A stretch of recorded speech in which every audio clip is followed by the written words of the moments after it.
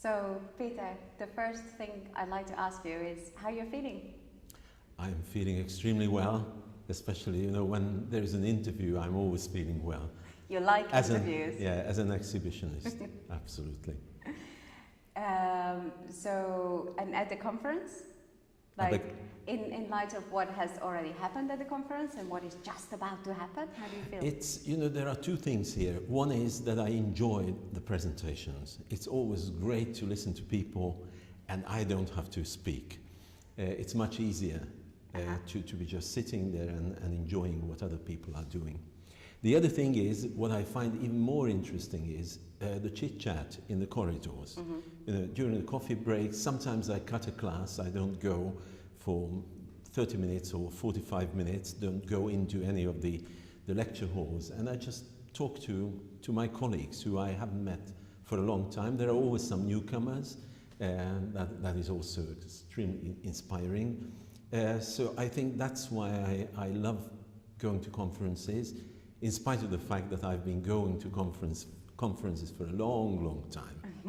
Okay, and this particular conference, so you say you have been listening a lot and you will be listening, but you are talking quite soon. Yes, I'm a little bit scared when it comes to me talking, but this time I'll be talking about an issue which I find particularly painful. Dinosaurs. The dinosaur, yes. So I don't have to pretend to be a dinosaur. I am a dinosaur. And I'll be talking about what it is that we are losing via the internet revolution and ICT coming into ELT as into any other field of life. Yeah. And there is this not so young generation. I wouldn't say I'm an old generation, but I certainly don't belong to the very young. And I haven't been born into this world. So I have to learn the nitty-gritty of what it's all about. And even when I talk to my 13-year-old son, I feel that he knows already 100 times more than I do. So my talk will be about, how can I cope? How can I not lag behind this revolution? And it is on the one hand very painful, on the other hand that keeps me alive. Mm-hmm. That I try and catch up. Yeah, okay, all right, that sounds interesting. I'm looking forward to listening to that.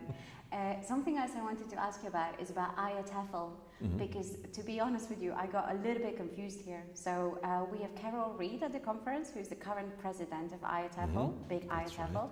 But then when Nora, our president, was introducing you or talking about you, I think she said you're the incoming president, vice president, and I got very confused at one point. Can you help me out? I'm confused myself, but now I've managed to understand the situation.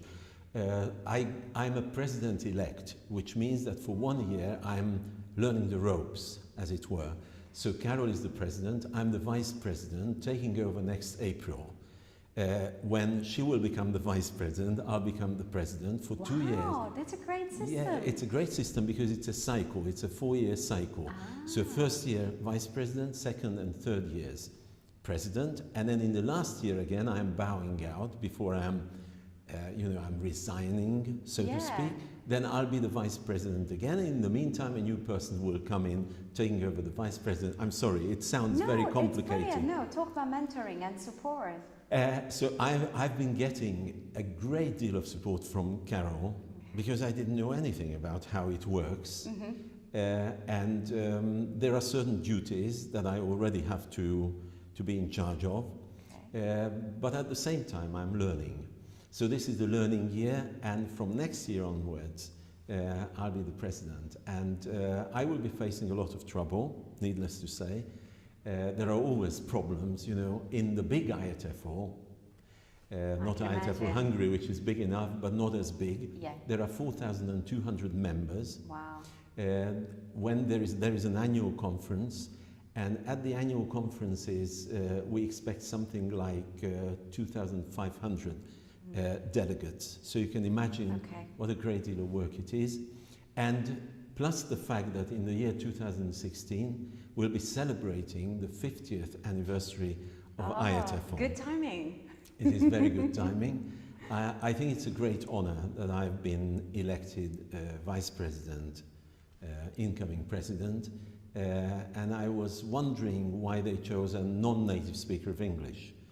I think... Does that matter? Well, in a sense, it does. But I think one of the reasons, I'm just guessing, but one of the reasons might have been that they wanted to have a non-native speaker of English, because that symbolizes that the English language teaching profession is international. So it doesn't make that much difference whether you were born to be a native speaker of English or not. I couldn't agree more, yeah. Does vice presidenting leave you much time for other things? What else? Not very much. Even though I'm still vice president, I get about 20-25 email messages a day. Okay. And they would expect me to give, to respond as quickly as possible. There is a domestic rule that in 3 days, every message, every letter is expected to be responded to in one way. In 3 days? In 3 days. Okay. So that, it's like a snowball, Yeah. It starts rolling and there's no end to it. But that's what I'm enjoying too. It's tiring, but at the same time it's very challenging and inspiring. Okay. Just the word inspiring made me think of your plenary talk, which is happening in a couple hours, because I think that's what it will be for me. For the people who are watching this video, so they probably, are missing your talk.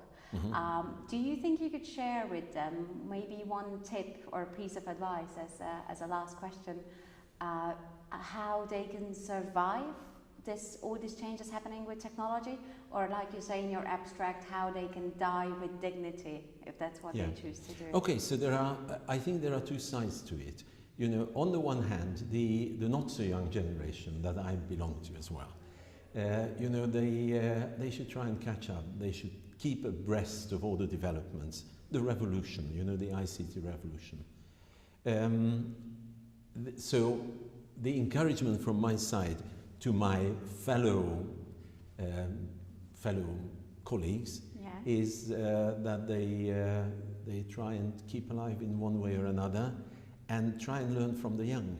For example, from their own learners who probably know a great deal more about ICT and how to cope with this, how to come to grips with this far more than they themselves, the teachers themselves, do. Now, this is one side. Okay. On the other hand, there is a younger generation who've been born into this culture, not immigrants, but they were born into this ICT culture. I also have to warn them that, instead of going to the nearby cafe to chit-chat with their friends, they should be sitting just in front of their computer and have the games and all the rest of it. So they shouldn't be losing the human touch. The virtual world is not exactly the same as the real world. And, there is a balance. On the one hand, I'm wired up. Yeah. But on the other hand, the human bond, that I can talk exactly to what face you're talking to about. face, yeah. Maybe it's more valuable. So there is a little bit of warning that they shouldn't be glued to all these new gadgets. Yeah, so put a limit on screen time. So stop watching this video and then go and talk to someone else, because face-to-face conversations can be enjoyable. Absolutely. Yeah? Okay, thank you very much. Thanks.